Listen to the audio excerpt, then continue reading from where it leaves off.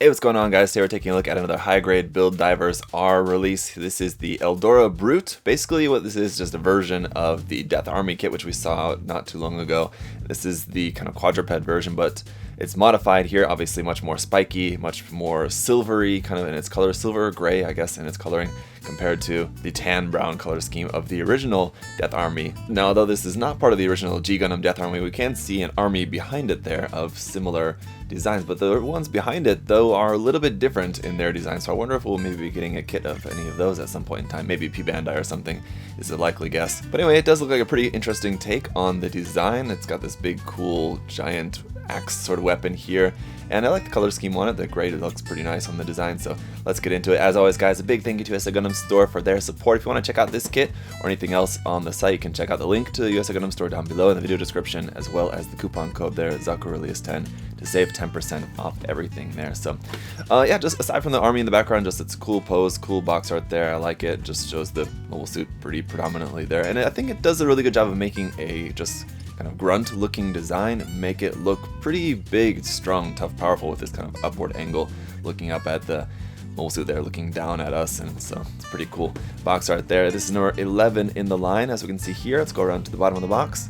And just like with the original kit, it looks like we're going to have two different options for the eyepiece there. And it's got the beam cannons, looks like, for the folded up legs on its back. Those are going to be beam cannons there. Now, I wonder if you can make this as just the regular bipedal form, just as regular form, if you can fold the legs down and just have it just being on this just normal two legs there and not the four legs. We'll have to see here.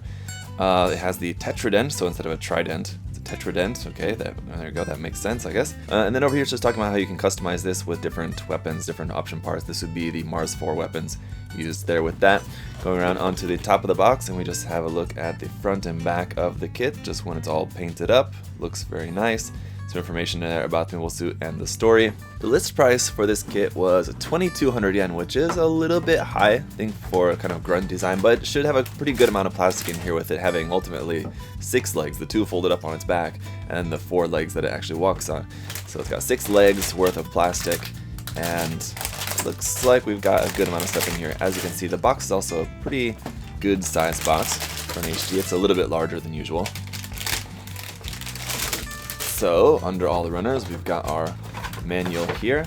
And at the top of the manual, just the box art there once again. Down here, a little bit about the Eldora Brute and about the Hitotsumi, one eye.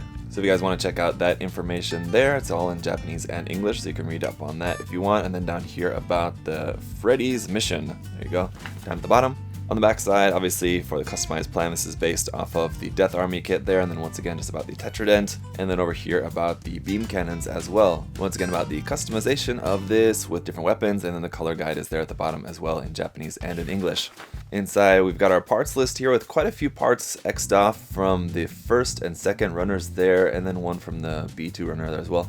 From the first runner, I can see the parts that are crossed off are parts for the gun, so you will have just the regular gun that is included with the Death Army kit that is just left over with this, but obviously it seems like you would be able to use that if you preferred. And so what it looks like at a glance is that it's just all the parts for making this the legs kind of as normal. So it seems like you should be able to make this as just the regular kind of Death Army kit without the 4 legs, with just the 2 legs if you wanted to make it like that. So we're just going to build up the body, the head, and let's see, then the arms, and then all of the legs, connecting them onto just kind of a single waist piece there like that, and then going back around to our color pages here, how to build the kind of upper waist section there then around that, and then the legs, which are going to be built as just sort of like the backpack, as it's got it labeled here. But we'll see when we pull out the runners, but I'm going to guess that the parts to make the regular upper legs, which is going to be a little bit different here, are maybe going to be included.